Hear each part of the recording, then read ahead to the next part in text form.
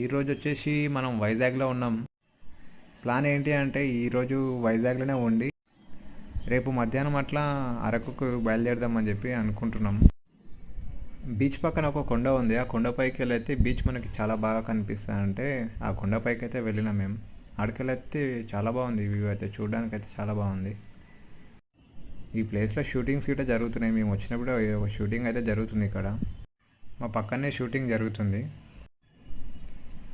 బీచ్లో మంచి స్లో మోషన్తో ఒక వీడియో చేద్దామని చెప్పి అనుకున్నాను. కాకపోతే వాటర్ ఎక్కువ రావడంతో నా పాయింట్ మొత్తం తడిచిపోయింది. ఈ బీచ్ వచ్చేసి భీమిలి బీచ్.